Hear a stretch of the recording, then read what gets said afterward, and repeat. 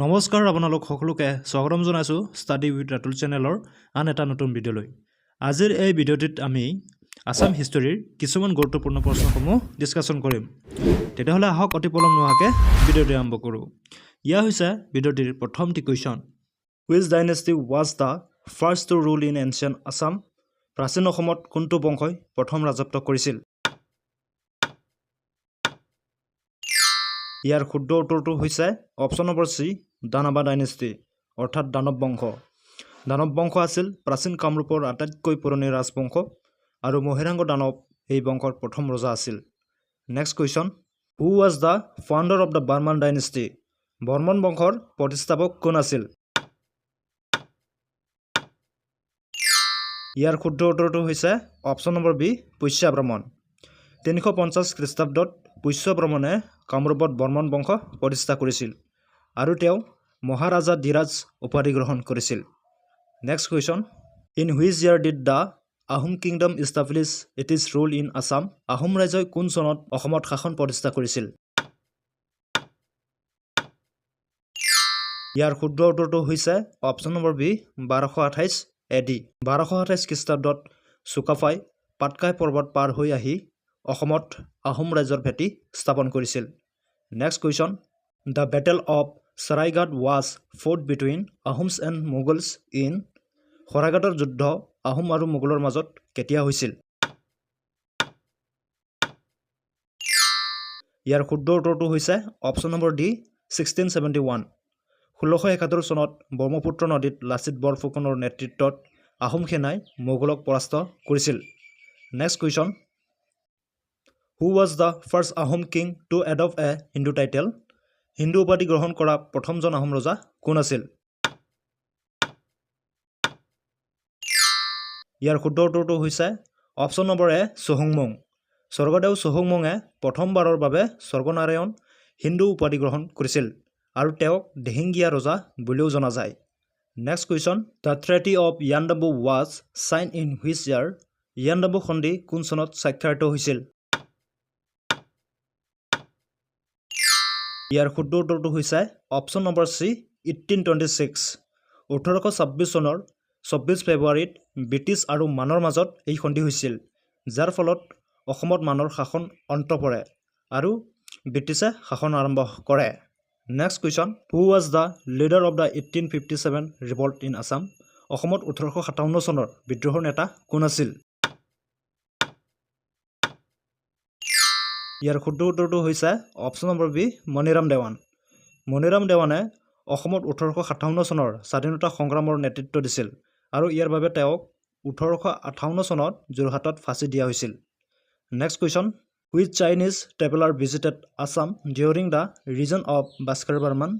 ভাস্কৰ বৰ্মনৰ ৰাজত্বকালত কোনগৰাকী চীনা পৰিব্ৰাজকে অসম ভ্ৰমণ কৰিছিল? ইয়াৰ শুদ্ধ উত্তৰটো হৈছে অপশ্যন নম্বৰ ডি, হুৱেনচাং। হুৱেনচাঙে 7ম শতিকাত কামৰূপ ভ্ৰমণ কৰিছিল আৰু তেওঁৰ চি উই কি গ্ৰন্থত কামৰূপৰ কথা উল্লেখ কৰিছে। Next question, the paik system was introduced by? পাইক প্ৰথা কোনে প্ৰৱৰ্তন কৰিছিল? ইয়াৰ শুদ্ধ উত্তৰটো হৈছে অপশ্যন নম্বৰ বি, মোমাই তামুলী বৰবৰুৱা। প্ৰতাপ সিংহৰ দিনত মোমাই তামুলী বৰবৰুৱাই পাইক প্ৰথাক এক পদ্ধতিগত ৰূপ দিছিল। Next question, who was the last king of the Ahom kingdom? Ahom ৰাজ্যৰ শেষ ৰজা কোন আছিল?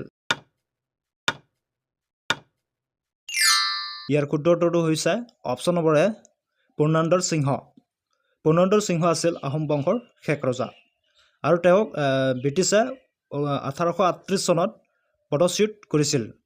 Next question, Patharughat uprising took place in which year? পথৰুঘাটৰ ৰণ কোন চনত হৈছিল? ইয়াৰ শুদ্ধ উত্তৰটো হৈছে অপশ্যন নম্বৰ ডি, 1894। অৰ্থাৎ 1894 চনত দৰঙৰ পথৰুঘাট কৃষকসকলে বৰ্ধিত ভূমি আৰু ৰাজহৰ বিৰুদ্ধে বিদ্ৰোহ কৰিছিল আৰু ইয়াকে অসমৰ জালিয়ানৱালাবাগ হত্যাকাণ্ড বুলি কোৱা হয়। Next question, the battle of Itakhuli was fought in? ইটাখুলিৰ যুদ্ধ কেতিয়া হৈছিল? ইয়াৰ শুদ্ধ উত্তৰটো হৈছে অপশ্যন নম্বৰ চি, 1682। 1682 চনত আহোম আৰু মোগলৰ মাজত ইটাখুলিৰ যুদ্ধ হৈছিল, য'ত মোগলৰ শোচনীয়ভাৱে আৰম্ভ হৈছিল আৰু মানক নদীক সীমা হিচাপে নিৰ্ধাৰণ কৰা হৈছিল। Next question, Srimanta Sankardev was বৰ্ণ ইন, শ্ৰীমন্ত শংকৰদেৱৰ জন্ম ক'ত হৈছিল? ইয়াৰ শুদ্ধ উত্তৰটো হৈছে অপশ্যন নম্বৰ বি, আলিপুখুৰী। মহাপুৰুষ শংকৰদেৱৰ জন্ম 1949 চনত নগাঁৱৰ আলিপুখুৰী বৰদোৱাত হৈছিল। Next question, which Ahom king build the Rang Ghar?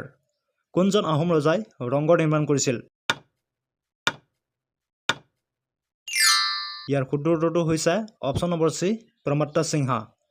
1746 চনত স্বৰ্গদেউ প্ৰমত্ত সিংহই বৰ্তমানৰ পকী ৰংঘৰটো নিৰ্মাণ কৰিছিল।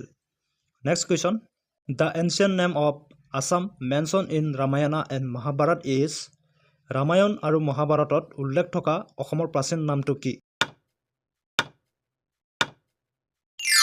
ইয়াৰ শুদ্ধ উত্তৰটো হৈছে অপশ্যন নম্বৰ বি, প্ৰাগজ্যোতিষপুৰ। মহাকাব্য দুখনত অসমক প্ৰাগজ্যোতিষপুৰ বুলি অভিহিত কৰা হৈছে। Next question, Badan Chandra Borphukan invited which country to invade Assam? বৰণ চন্দ্ৰ বৰফুকনে কোনখন দেশক অসম আক্ৰমণ কৰিবলৈ আমন্ত্ৰণ জনাইছিল? ইয়াৰ শুদ্ধ উত্তৰটো হৈছে option number C, Burmese. Burmese or Myanmar. ৰাজনৈতিক প্ৰতিশোধ ল'বলৈ বৰণ চন্দ্ৰ বৰফুকনে মানক অসমলৈ মাতি আনিছিল আৰু যিয়ে অসমৰ ধ্বংস মাতি আনিছিল। Next question, Kanaklata Barua was martyr during which movement? কোনটো আন্দোলনৰ সময়ত কনকলতা বৰুৱা শ্বহীদ হৈছিল? ইয়াৰ শুদ্ধ উত্তৰটো হৈছে option number C, quiet India movement, অৰ্থাৎ ভাৰত ত্যাগ আন্দোলন। 1942 চনৰ 20 ছেপ্টেম্বৰত গহপুৰ থানাত জাতীয় পতাকা উত্তোলন কৰিবলৈ গৈ কনকলতা বৰুৱা পুলিচৰ গুলীত শ্বহীদ হয়। Next question, the first Ahom Mughal conflict took place during the reign of, কাৰ ৰাজত্ব কালত প্ৰথম আহোম আৰু মোগল সংঘৰ্ষ হৈছিল? ইয়াৰ শুদ্ধ উত্তৰটো হৈছে অপশ্যন নম্বৰ এ, প্ৰতাপ সিংহা। 1615 চনত প্ৰতাপ সিংহৰ দিনত প্ৰথমবাৰৰ বাবে আহোম আৰু মোগলৰ মাজত যুদ্ধ হৈছিল। Next question, who shifted the capital of Ahom kingdom from Gargaon to Rangpur? Ahom ৰাজ্যৰ ৰাজধানী গড়গাঁৱৰ পৰা ৰংপুৰলৈ কোনে স্থানান্তৰ কৰিছিল? ইয়াৰ শুদ্ধ উত্তৰটো হৈছে option number B, Rudrasingha. Swargadeo ৰুদ্ৰসিংহই তেওঁৰ দিনত গড়গাঁৱৰ পৰা ৰংপুৰলৈ ৰাজধানী সলনি কৰিছিল। Next question, the Moamoria rebellion start during the reign of, কাৰ ৰাজত্ব কালত মোৱামৰীয়া বিদ্ৰোহ আৰম্ভ হৈছিল? ইয়াৰ শুদ্ধ উত্তৰটো হৈছে option number B, Lakshmi Singha. 1769 চনত লক্ষ্মী সিংহৰ ৰাজত্ব কালত প্ৰথম মোৱামৰীয়া বিদ্ৰোহ সূত্ৰপাত হৈছিল। Next question, who was the first president of Assam Pradesh Congress committee? Asom Pradesh Congress কমিটিৰ প্ৰথম সভাপতি কোন আছিল? ইয়াৰ শুদ্ধ উত্তৰটো হৈছে option number D, Kuladhar Chaliha. 1921 চনত গঠন হোৱা অসম প্ৰদেশ কংগ্ৰেছ কমিটিৰ প্ৰথম নিৰ্বাচিত সভাপতি আছিল Kuladhar Chaliha. Next question, the battle of Hadira Chowki was fought between? হাদিৰা চাকিৰ যুদ্ধ কাৰ মাজত হৈছিল? ইয়াৰ শুদ্ধ উত্তৰটো হৈছে option number B, Ahoms and Burmese, অৰ্থাৎ আহোম আৰু মান। 1822 চনত হাদিৰা চকীৰ যুদ্ধত মানৰ হাতত আহোম সৈন্য পৰাস্ত হৈছিল। Next question, who was the author of Asomiya সাহিত্যৰ চানেকি? অসমীয়া সাহিত্যৰ চানেকিৰ লেখক কোন আছিল? ইয়াৰ শুদ্ধ উত্তৰটো হৈছে option number C, Hemchandra Goswami. Asomiya সাহিত্যৰ চানেকিৰ লেখক হৈছে Hemchandra Goswami. Next question, in which year the capital of Assam shifted from Shillong to Dispur? অসমৰ ৰাজধানী শ্বিলঙৰ পৰা দিছপুৰলৈ কোন চনত স্থানান্তৰ কৰা হৈছিল? ইয়াৰ শুদ্ধ উত্তৰটো হৈছে অপশ্যন নম্বৰ চি, 1973। মেঘালয় পৃথক ৰাজ্য হোৱাৰ পাছত 1973 চনত অসমৰ ৰাজধানী শ্বিলঙৰ পৰা দিছপুৰলৈ অনা হয়। নেক্সট কুৱেশ্যন, ইয়া হৈছে ভিডিঅ'টিৰ অন্তিমটি question the first tea garden in Assam was establish at অসমৰ প্ৰথমটো চাহ বাগান ক'ত স্থাপন কৰা হৈছিল ইয়াৰ শুদ্ধ উত্তৰটো হৈছে অপশ্যন নম্বৰ এ চাবুৱা 1837 চনত উজনি অসমৰ চাবুৱাত প্ৰথমটো চাহ বাগান পৰীক্ষামূলকভাৱে আৰম্ভ কৰা হৈছিল আজিৰ এই ভিডিঅ'টো ইমানটো সামৰিছোঁ আৰু যদি ভিডিঅ'টো চাই ভাল লাগিল তেতিয়াহ'লে লাইক শ্বেয়াৰ আৰু ছাবস্ক্ৰাইব কৰিবলৈ নাপাহৰিব আৰু নেক্সট এটা ভিডিঅ'ত কোনটো টপিকৰ ওপৰত ভিডিঅ' লাগিব আপোনালোকে কমেণ্ট কৰি জনাব ধন্যবাদ